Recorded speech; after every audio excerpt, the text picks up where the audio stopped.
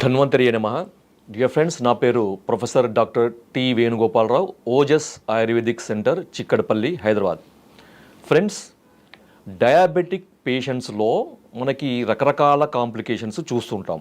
ఆ డయాబెటీస్ దీర్ఘకాలంగా ఉంటే ఈ కాంప్లికేషన్స్ యొక్క తీవ్రత కానీ కాంప్లికేషన్స్ యొక్క సంఖ్య కానీ పెరుగుతూ ఉంటుంది.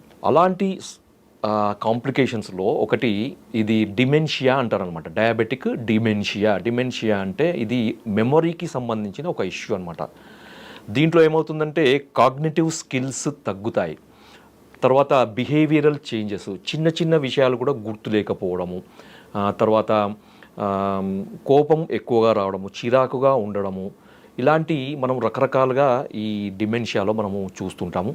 తర్వాత సోషలైజేషన్ అంటే వాళ్ళు ఒక 10 మందిలో కలవడానికి, వాళ్ళతో మాట్లాడడానికి ఇబ్బంది పడుతున్నారు. ఎందుకంటే పలానా వ్యక్తి కలిగినప్పుడు కొన్నిసార్లు వాళ్ళ మొహం గుర్తుండదు, లేదా వాళ్ళ పేరు కూడా గుర్తుండదు అనమాట. పేరు పెట్టి పిలవడానికి ఇబ్బంది పడి గుర్తురాక అది తప్పించుకోవడానికి వాళ్ళు ఈ సోషలైజేషన్ గ్యాదరింగ్లు కూడా వాళ్ళు అవాయిడ్ చేసే అవకాశం ఉంటుంది. తర్వాత వస్తువులను కూడా వాళ్ళు మర్చిపోతుంటారు. అంటే ఇప్పుడు పెట్టిన వస్తువు ఒక గంట తర్వాత కూడా అది ఎక్కడో పెట్టినని రకరకాలుగా వాళ్ళు చాలా ఇబ్బంది పడుతుంటారు అనమాట. ఇలా మనకి ఈ డిమెన్షియా ఇంకా చాలా లక్షణాలు ఉంటాయి. అది మనకు దాని గురించి ఎక్కువగా వివరణ ఇవ్వట్లేదు నేను ఇక్కడ. అయితే ఇది ఎందుకు వస్తుందని ఒక 2 లైన్లు మనం మాట్లాడుకుందాం. దాని తర్వాత దీని ట్రీట్మెంట్ ఏంటో అని మనం చూద్దాం. సో ఇది రావడానికి కారణం ఏంటంటే ముఖ్యంగా మనకి బ్రెయిన్లో ఇన్సులిన్ రెసిస్టెన్స్ బ్రెయిన్లో వస్తే దాన్ని టైప్ 3 డయాబెటీస్ అని కూడా మనకి చెప్పారన్నమాట. డయాబెటీస్ వల్ల మనకి ఇన్సులిన్ రెసిస్టెన్స్, ఒకవేళ ఇన్సులిన్ రెసిస్టెన్స్ అనేది మనకి శరీరంలో ఉంటే టైప్ 2 డయాబెటీస్, దానికి అదనంగా మనకు బ్రెయిన్లో కూడా ఇన్సులిన్ రెసిస్టెన్స్ కనుక ఉంటే దాన్ని టైప్ 3 డయాబెటీస్ అని కొంతమంది ఈ మధ్య చెప్తున్నారు. అయితే ఇన్సులిన్ ఎందుకు అంటే మనకి ఈ బ్రెయిన్ యాక్టివిటీకి ఇన్సులిన్ అవసరం అనమాట. ఇన్సులిన్ యొక్క ఇంకొక మనకి ఉపయోగాలు కేవలం బ్లడ్ మనకి షుగర్ లెవెల్స్ని తగ్గించడమే కాకుండా మనకి బ్రెయిన్ యాక్టివిటీకి ఉపయోగపడే కూడా ఉపయోగపడడానికి కూడా ఇన్సులిన్ అవసరం ఉంటుందన్నమాట. ఎప్పుడైతే బ్రెయిన్లో ఇన్సులిన్ రెసిస్టెన్స్ అనేది పెరుగుతుందో మనకి డిమెన్షియాకి అది కారణభూతంగా ఉంటుంది. ఓకే, దాని తర్వాత ఇంకొకటి omega 3 fatty acids, omega 6 fatty acids అనేవి కూడా తగ్గడం అనేది మనకు ఈ డిమెన్షియాకి కారణం ఉంటుంది. దీన్నే ఆయుర్వేదంలో మనకి వాత పిత్త ప్రకోపంగా చెప్పారనమాట.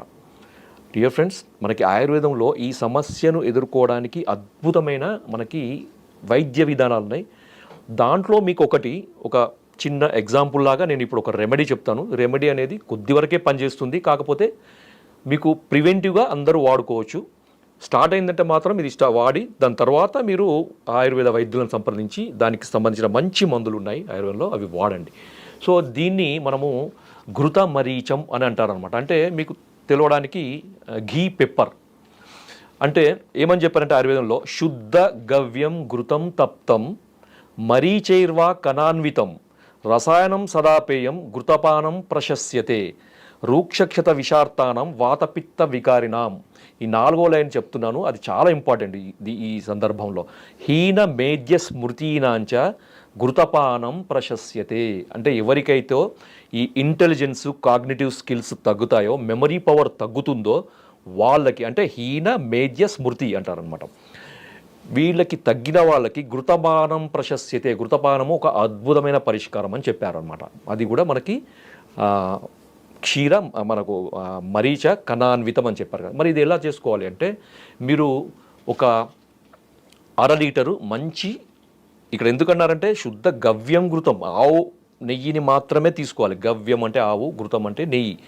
గవ్య ఘృతం అంటే ఆవు నెయ్యిని మాత్రమే తీసుకోవాలి. వేరే నెయ్యిలతోని ఎటువంటి ఉపయోగాలు ఈ సందర్భంలో ఉండవు. కాబట్టి మనకి డయాబెటిక్ డిమెన్షియాకు అవసరమైనది మనకి ఒరిజినల్ జెన్యూన్ ఆవు నెయ్యి ఒక 500 గ్రాములు తీసుకొని దాంట్లో మనకి శుద్ధమైన మిరియాలను, అవి ఎంత అంటే ఒక 100 గ్రాముల మిరియాలను దంచి మీరు గిన్నెలో వేసి, ఈ నెయ్యి గిన్నెలో వేసి దాంట్లో ఒక 100 గ్రాముల మిరియాలను దంచి దాంట్లో వేసి ఒక 15 నుంచి 20 నిమిషాలు సన్నటి మంట మీద మరిగించండి చాలు. దాని తర్వాత దాన్ని వడపోసేయండి. వడపోసి అది చల్లారించిన తర్వాత మీరు ఏదైనా కంటైనర్లో మీరు దాన్ని భద్రపరచుకోండి. ప్రతిరోజు కూడా ఒక వ్యక్తిగత అవసరాన్ని బట్టి లేదా ఒక వ్యక్తి యొక్క జీర్ణ శక్తిని బట్టి, ఆకలి శక్తిని బట్టి, మంచి ఆకలి ఉన్న వాళ్ళకి దీన్ని 3 స్పూన్లు ఒక అర గ్లాసు గోరువెచ్చని నీళ్ళు, అంటే తాగగలిగేంత వేడి ఉన్న నీళ్ళలో ఒక 3 స్పూన్ల ఈ ఇప్పుడు తయారు చేసిన ఈ పెప్పర్ ఘీని వేసి పరగడుపున ప్రతిరోజు తాగాలన్నమాట. తాగిన తర్వాత తక్కువలో తక్కువ ఒక గంట వ్యవధి ఇవ్వాలి. ఎందుకంటే ఘృతము, ఆవు నెయ్యి డైజెషన్ కావడానికి కొద్దిగా టైం పడుతుందన్నమాట. సో అంత టైం మనకి ఇవ్వాలన్నమాట. ఇది వ్యక్తిగత అవసరాన్ని బట్టి కొంతమందికి 2 స్పూన్లు అవసరం ఉంటుంది, కొంతమందికి 1 స్పూన్తోనే మనకి ఈ జీర్ణశక్తికి సరిపోయేంత ఉంటుంది. కాబట్టి 1 నుంచి 3 స్పూన్ల వరకు ప్రతిరోజు కూడా తీసుకోవచ్చు. ఎంతకాలం తీసుకోవాలంటే మీకు ఎంతకాలం తీసుకున్నా దీనివల్ల నష్టమే ఉండదు, ఇంకా ఉపయోగాలు ఉంటాయి. ఎందుకంటే మనకి ఆవు నెయ్యిలో ఆవు నెయ్యి అనేది భగవంతుడు మనకు ప్రసాదించిన ఒక అద్భుతమైన ఔషధం అన్నమాట.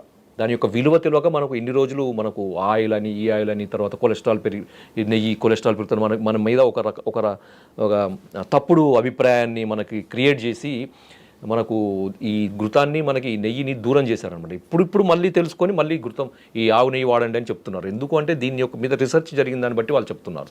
ఏమి అంటే ఈ నెయ్యిలో మనకి omega 6 fatty acids, omega 3 fatty acids ఉంటాయి. కాబట్టి ఇవి మెదడుకు, బ్రెయిన్ యొక్క యాక్టివిటీకి, బ్రెయిన్ యొక్క నరిష్మెంట్కి అవసరము. అదే ఇప్పుడు ఎక్కడైతే మనకు ఇంతకుముందు చెప్పాం కదా, omega 6 fatty acids, omega 3 fatty acids తగ్గడం వల్ల ఈ డిమెన్షియా వస్తుంది అని. ఫ్రెండ్స్, ఇంకొక అద్భుతమైన విషయం ఏంటంటే, చాలామందికి తెలియంది ఏంటంటే, మీకు ఒక అపోహ, ఒక తప్పుడు అభిప్రాయం ఏంటంటే, డయాబెటీస్ ఉన్న వాళ్ళు ఆవు నెయ్యి వాడొద్దు, ముఖ్యంగా నెయ్యి వాడొద్దు, దాంట్లో ముఖ్యంగా ఆవు నెయ్యి వాడొద్దు అనే ఒక తప్పుడు అభిప్రాయం చాలామందిలో ఉంది.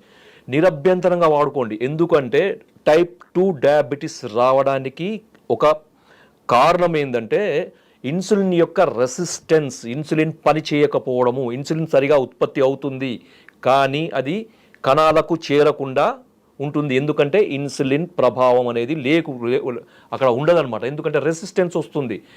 ఈ ఆవు నెయ్యి ఇన్సులిన్ రెసిస్టెన్స్ని తగ్గిస్తుంది అనేది చాలా రకాల పరిశోధనలు తేల్చి చెప్పినాయి అనమాట. ముఖ్యంగా బ్రెయిన్లో కూడా మనకి ఇన్సులిన్ రెసిస్టెన్స్ని తగ్గిస్తుంది. కాబట్టి ఇన్సులిన్ పనిచేస్తుంది, బ్లడ్ షుగర్ తగ్గుతుంది, మనకి మెదడు యొక్క కణాలకి రక్తం ద్వారా మనకి షుగరు అనేది మెదడు కణాలకు చేరి వాటి యొక్క పోషణ సరిగా ఉండి ఈ సమస్య అనేది బయటపడుతుంది. తర్వాత ఇంకొకటి, ఈ మధ్య గట్ బ్రెయిన్ యాక్సిస్ అని కూడా చెప్తున్నారు కదా. మనకి గట్కి తర్వాత బ్రెయిన్కి చాలా సంబంధం ఉంటుంది.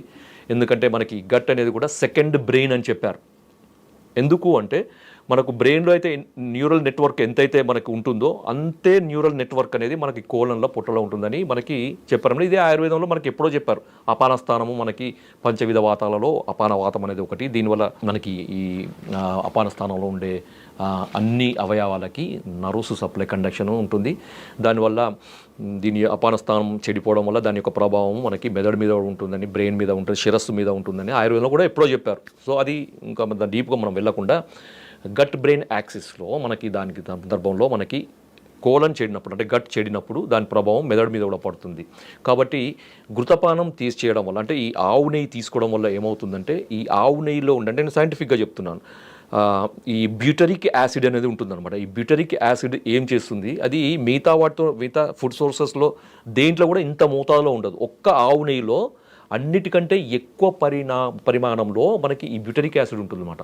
ఈ బ్యూటరిక్ యాసిడ్ ఏం చేస్తుందంటే ఈ గట్ యొక్క లైనింగ్ని, పొరని అది సూదనింగ్ చేస్తుంది, కాపాడుతుంది అనమాట. తద్వారా ఏంటంటే మనకి గట్ హెల్త్ అనేది అద్భుతమైన పనితీరుగా మెరుగవుతుందన్నమాట.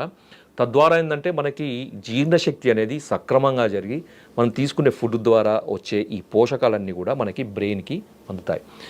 సార్, మరి ఇంత చెప్పారు కదా, మరి ఇది సమస్య తీవ్రత ఎక్కువగా ఉన్నప్పుడు, డిమెన్షియా అనేది చాలా తీవ్రతగా ఉన్నప్పుడు ఏంటంటే వాళ్ళు సొంత పేరు కూడా మర్చిపోయే పరిస్థితి ఉంటుంది, సొంత పనులు చేసుకోవడానికి కూడా ఇబ్బంది ఉంటుంది. వాళ్ళకి ఒక అసిస్టెంట్ ఎవరైనా తప్పనిసరిగా వాళ్ళు ఎంబడి ఉండాల్సిన పరిస్థితి ఉంది. సో అలాంటి వాళ్ళకి మరి ఆయుర్వేద మందులు, ఇంకా మెరుగైన ఆయుర్వేద వైద్యం కానీ ఉన్నాయంటే ఉన్నాయి, తప్పకుండా ఉన్నాయి. దాంట్లో మనకి కొన్ని మూలికల్లో మనకి స్మృతి మిత్ర వటి, ఫ్రెండ్స్ గుర్తుపెట్టుకోండి లేదా రాసుకోండి. పెద్దవాళ్ళు ముఖ్యంగా 70 సంవత్సరాలు దాటిన వాళ్ళలో మనకి ఈ సమస్య ఎక్కువగా బాధిస్తుంది. చూసే వాళ్ళకు కూడా ఇబ్బంది అనిపిస్తుంది.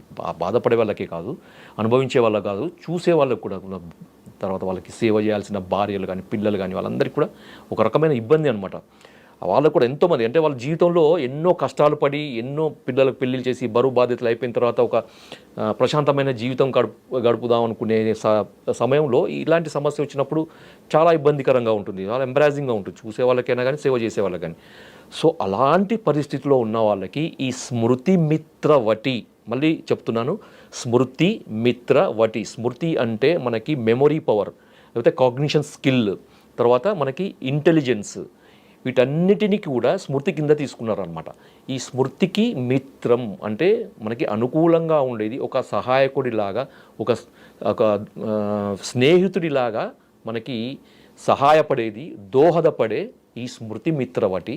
అది మేము మా ఆయుర్వేద వైద్యుల యొక్క టీం దాన్ని తయారు చేయడం జరిగింది. ఇది బయట ఎక్కడా దొరకదు, ఏ కంపెనీ ఇది తయారు చేయదు. మీరు ఎవరైనా కావాలంటే నా కాంటాక్ట్ నెంబర్ తీసుకొని నాకు కాల్ చేయండి, అది నేను పంపేయగలుగుతాను. వాడండి. పెద్దవాళ్ళకి, ముఖ్యంగా వయసు మీరిన వాళ్ళకి ఇది ఒక అద్భుతమైన వరప్రసాదం అనుకోవచ్చు. కాబట్టి మిత్రులారా, ఇంకా కూడా చాలా మెడిసిన్స్, ట్రీట్మెంట్స్ ఉన్నాయి. దాన్ని మీరు వైద్యులను సంప్రదించండి, లేదా ఓజస్ ఆయుర్వేదిక్ సెంటర్ వచ్చి నాకు అపాయింట్మెంట్ తీసుకొని వచ్చి కలవండి. మీ ఈ సమస్యకి మనకు శాశ్వత పరిష్కారం ఉంది. మన పెద్దవాళ్ళని ఈ సమస్య నుంచి దూరం చేయవచ్చు, వాళ్ళకి అనుకూలంగా ఉండే విధంగా ఈ సమస్యని మనకు పరిష్కారం చేయవచ్చు. జై ఆయుర్వేద.